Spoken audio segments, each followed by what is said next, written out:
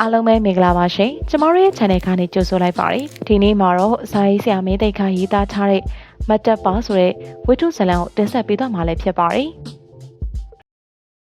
ညိုမတို့လူစုကထမင်းဝိုင်းရမထချသေးပါဘူးအဲ့ဒီချိန်မှာပဲလူတစ်ယောက်ရောက်ရှိလာတော့တယ်အဲ့လိုညိုမခီးဥကြိုပြုတ်ပါတော့တယ်အိမ်နောက်ဒေဒီကြီးတို့လူစုနဲ့မိတ်ဆက်ပြီးတော့တယ်အဲ့ဒီသူတူကရွှေနေတူပါညိုမအန်ကဲလို့ပဲခေါ်တယ်ရွှေနေကြီးကသူ့ရဲ့တရေလက်ဆွဲအိတ်ထဲကဖိုင်တွဲတစ်ခုထုတ်ယူပြီးရင်တော့အိမ်နောက်ဖိုင်တွဲအတွင်းကစာချုပ်တွေကိုထုတ်လိုက်တော့တယ်ပြီးတော့ညိုမလက်ကိုပေးလိုက်တော့တယ်ညိုမအဲ့ဒီစာချုပ်တွေကိုဖတ်ကြည့်ပြီးရင်တော့အားလုံးနားထောင်ကြပါဟောတာကရွှေနေအန်ကဲကြီးစာချုပ်တွေပြင်ဆင်လာတယ်အဲ့ဒီစာချုပ်တွေကဘာတွေလဲဆိုတော့ငကားနှစ်ကောင်ကုမ္ပဏီကိုအမွေအဖြစ်နဲ့အပြီးပိုင်လွှဲပေးမဲ့စာချုပ်တွေပါဘသူ့ကိုပေးမှလဲဆိုတော့ဟောဒီကတာကောင်ကြီးနဲ့ခက်ခက်လေးကိုတဝက်စီခွဲပေးမှာပါဒီလိုပိုင်ဆိုင်မှုတွေကိုလွှဲပေးမဲ့ညိုမကတော့ဒီကုမ္ပဏီကြီးကိုလုံနိုင်သမျှလုပ်ပေးအောင်မှာပါမလုံနိုင်တဲ့အကြောင်းတွေပေါ်လာခဲ့ရင်တော့လေမတက်နိုင်ဘူးပေါ့တာကောင်ကြီးကတော့အတုံနားလည်ပေးမှာပဲတာကောင်ကြီးကလည်းအတုံနားလည်မှာပါဒီလိုဆိုပြီးတော့စာချုပ်စာတမ်းတွေအပေါ်မှာလက်မှတ်ထိုးပါတော့တယ်တာကောင်ကြီးနဲ့ခက်ခက်တို့လည်းလက်မှတ်ထိုးကြတယ်အိမ်နီးနားချင်းတွေကိုခေါ်ယူပြီးတော့တက်တဲ့နေရာမှာလက်မှတ်ထိုးခိုင်းတယ်ပြီးတော့ဝမ်းသာချက်အထိမ်းအမှတ်နဲ့လက်ခုပ်လက်ဝါးတီးကြတယ်ထမင်းဝိုင်းရလူတွေကလည်းတယောက်တစ်ပေါက်ဆိုသလိုစကားပြောနေကြတော့စူညံနေကြတော့တယ်အိမ်နီးနားချင်းနဲ့ရွှေနေကြီးကိုပေးမဲ့လက်ဆောင်တွေကိုလည်းညိုမကတာကောင်ကြီးနဲ့ခက်ခက်တို့လက်ကိုအနှံ့လိုက်တော့တယ်သူတို့နှစ်ဦးကလက်ဆောင်တွေပေးပြီးတော့လက်ဆောင်တွေကလည်းအဝတ်ထည်ဖြစ်တော့လက်ဆောင်ရတဲ့သူတွေကဘယ်သူပဲစင်ရတယ်ဆိုပြီးတော့ရွှေကမောကနဲ့တတော်စူညံနေပြီဖြစ်ပါတယ်ဒီချိန်မှာပဲအိမ်အတွင်းစီကနေတယ်လီဖုန်းခေါ်သံထွက်လာခဲ့တော့တယ်။တက်ကလည်းတယ်လီဖုန်းခေါ်သံစီကိုအပြေးသွားပြီးတော့စကားပြောခွက်ကိုကောက်ကန်လိုက်ပြီးတော့မှဟယ်လိုအမေရှိပါရှင့်ဒီလိုလှမ်းပြီးပြောလိုက်တော့တယ်။တစ်ဖက်ကပြန်ပြီးပြောတာကိုတက်ကနားထောင်နေရင်ပျော်ရွှင်စွာနဲ့အော်ဟစ်ပြီးတော့ခုံလိုက်တော့တယ်။ဒီလိုခုံရင်မမီကြီးကိုပြန်လာပြီ။ရာသီဥတုဆိုးနေလို့ flight ကနောက်ကျနေရတဲ့အခုလေဆိပ်ရောက်နေပြီ။အမြန်ဆုံးလာကြပါတဲ့ဒီလိုလှမ်းပြောလိုက်ရင်တော့ခက်ခက်လေးကထိုင်နေရာကနေထခုန်ပြီးတော့သူ့ကိုပြန်လာပြီဆိုပြီးအားရဝန်တာပြောလိုက်တော့တယ်အိမ်ကြီးချင်းမိမတူကတော့တက်ကြီးကြော်ပြန်လာပြီလို့ပြောတာလားဒီလိုလှမ်းမေးလိုက်ရမှာတော့တက်ကဟုတ်မှန်တဲ့အကြောင်းပြန်ပြီးဖြေလိုက်တော့တယ်တက်ကလည်းတယ်လီဖုန်းခွက်ကိုပြန်ပြီးချလိုက်တဲ့အချိန်မမီကြီးတို့လူစုကလေစိတ်ကိုရှောင်နေရဲ့ကြော်ကိုကြိုးဖို့လှလှရှာရှာဖြစ်သွားတယ်အိမ်ကြီးချင်းတွေကလည်းသူတို့လိုက်ပါမယ်ဆိုတဲ့အကြောင်းပြောကြတယ်အားလုံးဝမ်းသာပြီးတော့ပြောဆိုလှုပ်ရှားနေကြပြီးတော့ဒေဒီကြီးကသာငြိမ်နေခဲ့တော့တယ်ဒီလိုငြိမ်ပြီးနေရမှမမီကြီးတို့တက်တို့ခက်ခက်တို့မေးပြစေအောင်ညိုမပမာလဲညိုမပမာလဲဒီလိုအတန်ကျဲကြီးနဲ့မေးလိုက်ပါတော့တယ်ဒီခါမှတက်ကအမညိုမလို့ခေါ်ရင်ညိုမအခန်းကိုပြေးဝင်သွားတော့တယ်ခက်ခက်ကအိမ်နောက်ဘက်ကိုပြေးထွက်သွားတယ်ပါဇက်ကလည်းအမလို့အော်ခေါ်နေခဲ့တယ်။တာကောင်ကြီးကလည်းအိမ်ပေါ်တက်ကိုပြေးပြီးတက်ခေါ်တယ်။အဲဒီကနေတဖန်အရှိကန်ကိုရောက်လာကြတယ်။တူးမျက်နှာတူးကြည့်ကြပြီးတော့မျက်လုံးတွေကလည်းထင်မြင်ချက်တွေကိုပြောနေကြတယ်။လှလှရွာဆူဆူညံညံနေဖြစ်နေတဲ့လူစုဟာငြိမ်သက်သွားပြီဖြစ်တယ်။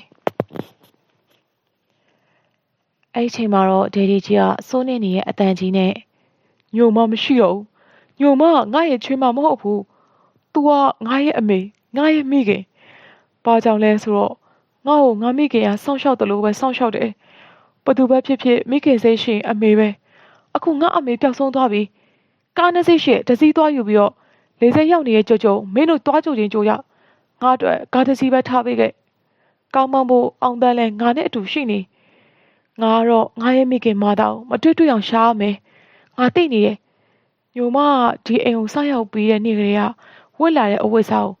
နှစ်ပေါင်းများစွာမဝတ်ပဲနဲ့တင်ထားတယ်။ထူးထူးခြားခြားဒီနေ့မှဝတ်တယ်။ဒါကိုဘာကိုပြနေလဲဆိုတော့ဖြစ်စဉ်ဆောင်ဝိုင်းကအစကိုပြန်ရောက်သွားပြီလို့ပြနေတာပဲ။ဒီလိုပြောလိုက်တဲ့အချိန်မှာပဲတာကောင်ကြီးကဒေဒီကြီးရဲ့အနောက်လာပြီးတော့ကျွန်တော်လဲရှောင်မယ်။ဒီလိုပြောကအိမ်အတွင်းကိုပြေးထွက်သွားပြီးတော့သူ့ရဲ့ဂျစ်ကောက်မောင်းထွက်သွားပါတော့တယ်။ဒေဒီကြီးကလည်းသူ့ကိုကားပေါ်တင်ပေးဖို့ပြောတာကြောင့်ကားသမားအောင်တန်းကဝှီချဲကိုကားအနီးကိုတွန်းသွားခဲ့တော့တယ်။ဒေဒီကြီးကိုကားကုန်းကတ်မော်ကိုတင်ပေးလိုက်တော့တယ်။ဝှီချဲကိုတော့ကားနောက်ခံကိုတင်ခါလိုက်တော့တယ်။ပြီးရင်တော့ကားကလည်းမောင်းထွက်သွားခဲ့တော့တယ် မာမီကြီးတို့လူစုသာအိမ်မှာကြံရင်းနေခဲ့တော့တယ်တကြံနဲ့ခက်ခက်ကလည်းငိုပြီးတော့မာမီကြီးကလည်းတတော့ဆိတ်ရှုပ်နေပုံရတော့တယ်ဘယ်လိုလုပ်မလဲတက်ရဲ့တားဖြစ်တဲ့သူမိဘအိမ်ပြန်လာတာလက်ခံရမှာပေါ့ဒီခါမှာတော့တက်ကဟုတ်ပါရဲ့မာမီကြီးရဲ့အခုဟာမညိုမသမီးတို့ရဲ့အမရင်ရှိရင်တော့ဒီလောက်ကောင်းမှာမဟုတ်ဘူးသူမရှိတော့ဘူးဆိုတော့ဝမ်းနေတာပေါ့ဒီလိုတရှုပ်ရှုပ်ငိုပါတော့တယ်ဒါပေမဲ့လည်းသူတို့မိသားစုနဲ့အိမ်ကြီးချင်းနေခဏအတွင်းမှာတော့လေစိတ်ကိုလိုက်သွားခဲ့ပါတယ်ဒေဒီကြီးကအဝေးပြေးမော်တော်ကားဂိတ်တွေဘူတာရုံတွေကိုကောင်းအောင်မောင်းခိုင်းပြီးရင်တော့အိမ်ညောင်ရောက်တဲ့အခါဝီချဲကိုချခိုင်းတော့တယ်ဝီချဲပေါ်မှာထိုင်ပြီးတော့ဝီချင်းဖွဲကိုကိုရိုင်းလှိမ့်ကညိုမောက်ရှာခဲ့တော့တယ်ဒီချိန်မှာတော့မိုးကတဲတဲမဲမဲရွာနေခဲ့ပါတယ်ဒေဒီကြီးကလည်းမိုးရီဆိုးရွှဲနေခဲ့ပါတယ်အောင်တန်းကဒေဒီကြီးကိုကောင်းပေါ်ပြန်ပြီးတင်တယ်ဒေဒီကြီးမိုးရီဆိုနေပြီနေမကောင်းဖြစ်တော့မယ်ကောင်းပေါ်မှာပဲနေကျွန်တော်ရောက်ရှာပေးမယ်မင်းရှာလို့ဘာဖြစ်မလဲညိုမမင်းအမေမမဟုတ်ပဲငါအမေငါရှာမှာပေါ့စကားမရှိစမ်းတဲ့အောင်တန်းရတင်မောစိတ်ကိုလိုက်မယ်ဒီလိုဒေဒီကြီးကပြန်ပြီးပြောပါတယ်တင်မောစိတ်ကိုရောက်တဲ့အခါမှာတော့ဒေဒီကြီးကဝီချဲကိုကိုရိုင်းလှိမ့်ပြီးမိုးရီတွေကိုသွားပါတယ်မော်တော်ကားတွေကဘေးကနေပုတ်ပြီးမောင်းထွက်သွားကြပြန်ပါတယ်ဒီတော့ရှော့ရည်ရဲ့စင်ကဒေဒီကြီးရဲ့တကူလုံးလဲရှော့နေပေးချနေပါတယ်တချို့ကောင်းမွန်သမားတွေကဒေဒီကြီးတော်ကျိမ်းမောင်းသွားသေးတယ်အော်ဟစ်တဲ့သူကအော်ဟစ်သွားတယ်ဒေဒီကြီးကဂေးမဆိုင်ခဲ့ပါဘူးဝီချဲဘဲကိုယူပြီးလှိမ့်နေခဲ့တယ်သူမောင်းဟိုက်နေပြီဆိုပေမဲ့တနေရာကိုဆက်ပြီးမလှိမ့်မဲရက်နေလိုက်တော့တယ်မနေ့စောစောမှထွက်မဲ့တမောကဘော်ဒတာမှာကပ်ပြီးရက်ထားခဲ့တော့တယ်မိရလေးနေတယ်အဲ့ဒီတမောမှာပသိမ်ကိုထွက်မဲ့တမောဖြစ်ပါတယ်မော်တော်ကားတစ်စီးကဂိုဒေါင်တစ်လုံးပတ်ပြီးကွေးလိုက်တော့တယ်အဲ့ဒီကားရဲ့မီးရောင်ကဂိုဒေါင်နှစ်ဘေးကိုဝင်းကနေဖြစ်သွားတယ်ဒေဒီကြီးကဖြတ်ကနေလင်းသွားတဲ့မီးရောင်နေတဲ့မှာတစုံတယောက်ကိုတွေးသွားခဲ့တော့တယ်အဲ့ဒီတစုံတယောက်ကသူ့ရှာနေရဲ့ညိုမဒါမှမဟုတ်သူ့ရဲ့မိခင်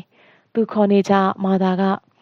ဂိုဒေါင်နေရန်ကိုကပ်ပြီးဂိုဒေါင်ရဲ့တစ်စက်မိတ်အောင်မှာမိုးခုန်နေအောင်ဖြတ်ကနေတွေးလိုက်ရတော့တယ်ဒေဒီကြီးကလည်းဝီချဲကိုအားနေယူပြီးတွန်းလိုက်တယ်ဝီချဲပင်ကတပတ်လိမ့်ပြီးတော့လမ်းကိုကန့်လန့်ဖြတ်လာတော့တယ်အရှိန်နဲ့မောင်းလာတဲ့ကုန်ကားကြီးတစ်စီးကဒေဒီကြီးကိုထိုးလိုက်တော့တယ်ညိုမကလည်းကိုရောင်မိုးအောက်ကနေလှမ်းပြီးမြင်လိုက်ရတော့တယ်ဒါကြောင့်လွယ်ထားတဲ့အိမ်နဲ့တီကိုလွှတ်ချလိုက်ပြီးတော့ဖနက်ကိုပင်ခါပြီးချွတ်ကဒေဒီကြီးဆိုပြီးအော်ဟစ်ကဒေဒီကြီးထံကိုစိုးရိမ်တကြီးနဲ့ပြေးသွားလိုက်တော့တယ်ဒေဒီကြီးကလည်းဝီချဲကိုမလိမ့်နိုင်တော့တာကြောင့်လမ်းပေါ်မှာပဲရှက်သွားခဲ့တော့တယ်ကုန်တင်ကားကြီးကနီးလာခဲ့တယ်မီးရောင်မှာပိုးပြီးထင်လာခဲ့တော့တယ်ဒေဒီကြီးကခြေထောက်နှစ်ဖက်ကိုမြေကြီးပေါ်မှာချလိုက်ပြီးတော့ညိုမပြေးလာတာကိုလည်းမြင်တွေ့လိုက်ရတယ်ဒေဒီကြီးကအာယူပြီးတော့ရွက်နိုင်သွားပြီဖြစ်ပါတယ်ညိုမထံကိုပြေးသွားလို့တဲ့စိတ်တွေကသူ့ရဲ့ငယ်တိတ်ကိုရောက်သွားခဲ့တော့တယ်မတက်ရက်နေရကနေရှေ့ကိုအာယူပြီးထွက်လိုက်တဲ့အချိန်မှာတော့ခြေထောက်တွေကတုံဆိုင်နေပဲရှေ့ကိုထွက်သွားခဲ့တော့တယ်သူကတရင်နဲ့ရှေ့ကိုလမ်းလျှောက်နေရင်ပါဇက်ကလည်းမာသာဆိုပြီးတော့အော်နီခဲ့တော့တယ်မော်တော်ကားကြီးကနီးတဲ့နီးလာကညိုမကလည်းလှမ်းပြီးအော်နီခဲ့တော့တယ်ဒါပေမဲ့မိုးတန်ကြောင့်တဲကွက်မကြားရတော့ပါဘူးကုန်တင်ကားကြီးကဒေဒီကြီးနဲ့ဝီချဲရဲ့နှစ်ပေအကွာလောက်မှာကြွေကနေနေအောင်ရပ်လိုက်ပါတော့တယ်ဒေဒီကြီးကဒရိုင်ဘာကခေါင်းကိုအပြင်ထွက်ပြီးတော့ဒေဒီကြီးကိုကြည့်လိုက်တယ်ညိုမကဒေဒီကြီးရဲ့အနာကိုရောက်သွားခဲ့ပြီးတော့ဒေဒီကြီးကိုလှမ်းဖက်လိုက်တော့တယ်ညိုမကလည်းပြန်ဖက်လိုက်တဲ့အခါမှာတော့ဒေဒီကြီးကမော်တော်ကားစီကိုခေါင်းလှည့်ကြည့်ရင်တိုက်ချင်တိုက်လိုက်တော့ရပြီဒီလိုကြည်ကြည်နဲ့ကြီးနဲ့အော်ပြောလိုက်ပါတယ်ပြီးတော့မှမာသာရဲ့ဒေဒီကြီးကိုမထားခဲ့ပါနဲ့ဒီလိုစိုးနစ်တဲ့အတန်ကြီးနဲ့ပြောကကလေးတယောက်လိုငိုကြွေးနေပါတော့တယ်မိုးကတဲမဲရွာစေမိုးဆက်မိုးပေါက်တို့ကလည်းညိုမနဲ့ဒေဒီကြီးတို့ရွှဲဆိုစေပြီးတော့မြစ်အတွင်းကိုစီးသွားတဲ့ရေစီးကြောင်နဲ့တူမျောပါသွားပါတော့တယ်ဒီလိုမျောပါသွားတဲ့ရေတို့ကလူသားနှစ်ဦးရဲ့ဖြူစင်တန်ရွှဲတဲ့မြစ်တာရေဖြည့်ပါတော့တယ်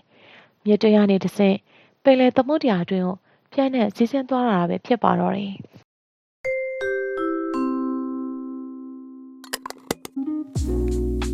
ဗီဒီယိုလေးကိုအခုလိုအဆုံးထိကြည့်ခဲ့ပေးရတဲ့အတွက်လည်းကျေးဇူးတင်ပါတယ်ဒီ channel လေးကို like and subscribe လေးလုပ်ပေးခဲ့ဖို့တောင်းဆိုပါရစေရှင်